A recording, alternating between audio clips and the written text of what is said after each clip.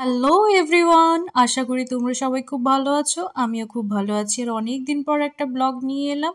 আর আজকে গিয়েছিলাম হাওড়াতে, মারা যাচ্ছে ব্যাঙ্গালোর, সেই জন্য তো মেট্রোটাও একটুখানি আমরা সবাই মিলে উঁকি মেরে দেখলাম। আর সব থেকে আকর্ষণীয় আমার কাছে লেগেছে এই পাখাটাই, এত ভালো হাওয়া লাগছিল কি যে বলবো। তো আমরা এখানে এই ডগিটাকেও দেখছিলাম, সেও সুন্দর খেলছিল। আর আমাদের এই মুখের অবস্থা দেখে তো মনে হচ্ছে আমরা ভীষণ হ্যাপি, কিন্তু ভীষণ টায়ার্ড হয়ে গিয়েছিলাম এদিক ওদিক করতে করতে গরমের মধ্যে। আমরা দাঁড়িয়েছিলাম আর ভাইরাও চলে এলো। আর আমার ভাইয়ের এখন পাকামো বেড়েছে, এইসব করে বেড়াচ্ছে, কি আর বলবো। তো ওখান থেকে তারপর আমরা গিয়েছিলাম, মানে আমি আর কুন্তল দুজন মিলে গিয়েছিলাম একটু সাবওয়ের ওখানে। ওখানে একটুখানি কভার কিনে তারপরে এলাম। আর এখানে আমার ভাই নাচন কোদন করছে, আর মাদেরকে ট্রেনে উঠিয়ে দিয়েছি। ট্রেনে উঠিয়ে যাওয়ার পর আমার ভাইয়ের কান্নাকাটি স্টার্ট হয়েছে, তাই জন্য বারবার মুখ ঘুরিয়ে বসে যাচ্ছে, কিছুতেই দেখছে না। তো মাদেরও ফাইনালি ট্রেনটা ছেড়ে দিল। আর আমরা দাঁড়িয়ে দেখলাম, মনটা একটু খারাপও হচ্ছিল, তাই মন ভালো করার জন্য এখন যাচ্ছি আমরা একটু স্প্ল্যানেড। মেজো বললো যে যাও ঘুরে এসো একটুখানি, তো আমরাও প্ল্যান করলাম যে ঠিক আছে যাই, চলো একটু ঘুরেই আসি। কেনাকাটা কিছু করবো না, বাস একটু ঘুরে টুরে চলে আসবো। তো আমরা মেট্রোর টিকিট কাটলাম, এসব আমাদেরকে মেট্রোর সামনে অবধি নামিয়ে দিয়ে গিয়েছিল সমস্ত কিছু করে। আর আমার সব থেকে বেশি ভয় লাগে এইটাতে উঠতে, কিন্তু বেশ মজাই লাগছিল, অনেকদিন পরে আমি এটাতে উঠেছি। আর আস্তে আস্তে সাহস জুগিয়েই উঠেছি, কিন্তু এত নিচে যাচ্ছে, মোটামুটি 6-7 তলার নিচে চলে গেল।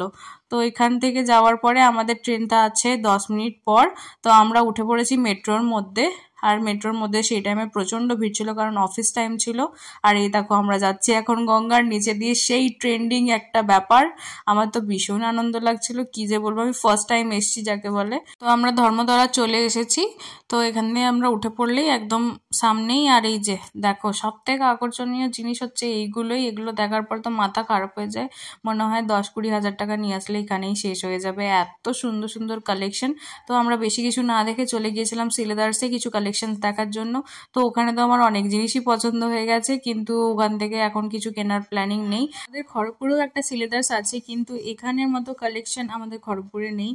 এক একটার থেকে এক একটা অন্যরকম, আর এত ভালো লাগছিল। আর ওই তো দাঁড়িয়ে পড়েছে এখানে জুতোর কাছে, যে কি করবে বুঝতে পারছে না, আমাকে এটার পর ওটা, ওটা ভালো সেটা ভালো এইসব দেখাচ্ছিল। আমি বললাম ঠিক আছে চলো এবার বাড়ির দিকে যাই। তো আমরা আবার একটুখানি প্ল্যানেটে এদিক ওদিক ঘোরাঘুরি করছিলাম। তো এই যে এখানে ব্যাগের পুরো দোকান আছে, সেগুলোও দেখছিলাম। দেখতে দেখতে আমরা ফার্স্টে দিয়ে প্ল্যান করলাম যে আমরা একটু ডেকার্স লেন যাব, কিন্তু গুগল আমাদেরকে এমন ফাঁসিয়ে দিল, আমরা বললাম দূর আর যেতে হবে না। মাঝ রাস্তা থেকে আমরা খাবার অর্ডার করে খেয়ে আবার মেট্রোর জন্য চলে এলাম। তো আমাদের লেটও হয়ে যাচ্ছিল, ট্রেনও লেট হয়ে যাচ্ছে, তার জন্য আমরা আর বেশি ঘোরাঘুরি করিনি। তো আমরা এখন দাঁড়িয়েছি, মেট্রো আসলে আমরা উঠে পড়বো। আর মেট্রোতে এই টাইমে এখন পুরোপুরি ফাঁকা ছিল, তো বেশ একদম অসুবিধা হয়নি। আর এই যে আমরা এখন যাচ্ছি আবার গঙ্গার নিচে দিয়ে, আমার কি যে মজা লাগছিল কি বলবো, দারুণ দারুণ এক্সপিরিয়েন্স হয়েছে আমার প্রথমবার। আর এই জিনিসটা তো মানে আমি বুঝতেই পারলাম না কখন পেরিয়ে গেল। তো তারপরে আমরা আবার ট্রেনে উঠে পড়েছি। আর মিডিলে আমি কোনো ক্লিপ নিতে পারিনি, এত ভিড় ছিল রাস্তায়, তো মাথা ব্যথা খারাপ হয়ে গিয়েছিল।